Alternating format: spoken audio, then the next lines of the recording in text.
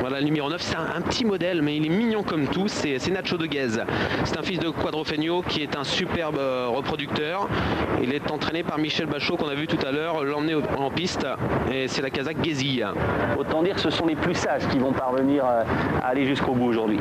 Allez, on va voir ça, c'est le prix de Bougonnet, le premier rendez-vous réservé à cette génération sous la selle, sous les ordres.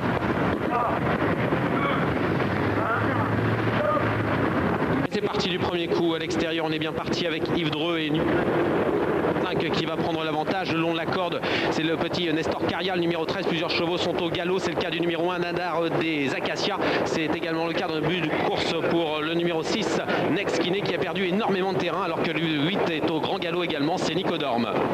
Le 8, Nicodorme, a été d'ailleurs disqualifié. On est en pleine descente à l'extérieur. Yves Dreux à l'avantage avec son partenaire Newman Dumont à l'extérieur.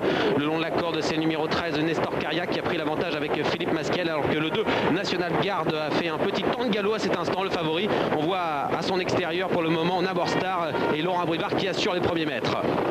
On est toujours en pleine descente, direction la plaine à présent. Deux nouvelles disqualifications, les numéros 1, Nadar des Acacias, et 6, Nex Kiné, qui était l'un des favoris de cette course. On vient de passer le poteau des 1500 mètres. En tête toujours le numéro 13, Nestor Caria. Poteau des 1500 mètres, depuis le début on est sur le pied de 1,20 tourons.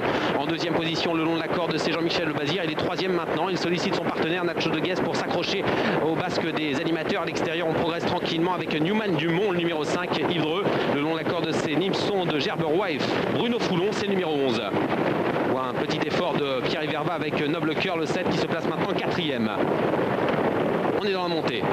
Sur l'impulsion de Nestor Caria, c'est le numéro 13, la Kazakh de Jean Korovitz, la Kazakh de Gerkat Généraux aux avant-postes. À l'extérieur, c'est toujours Yves Dreux avec Newman Dumont, le numéro 5. Troisième le long de la corde, Nipson de Gerberoy, c'est le numéro 11.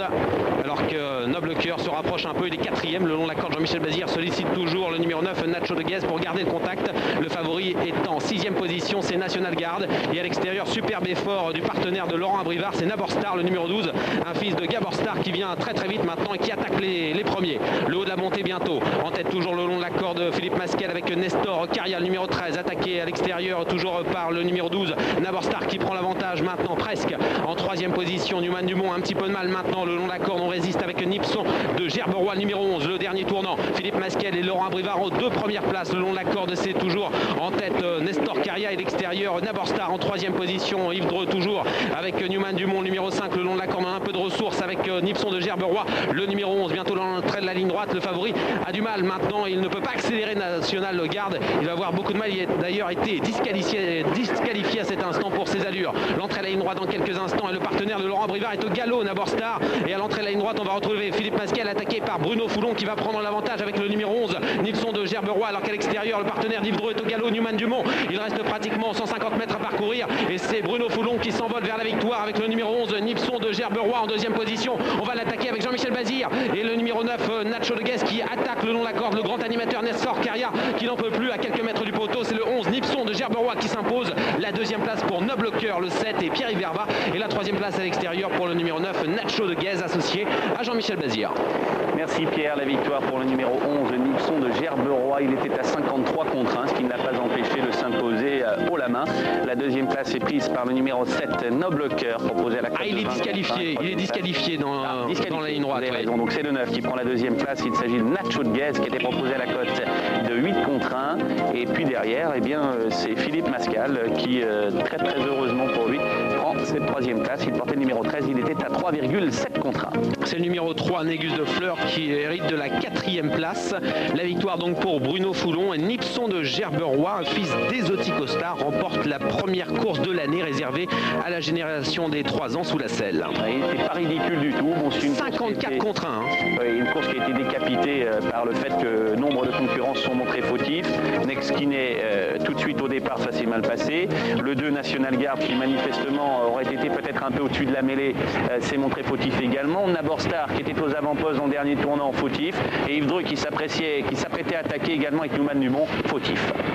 Voilà, et c'est le cheval qui a pisté les animateurs qui s'est imposé. Il était le long de la corde en troisième position. Elle a patienté un long moment. Il s'impose. On va retrouver l'entraîneur de ce jeune poulain aux côtés de Frédéric. Oui, Yann Robur est avec.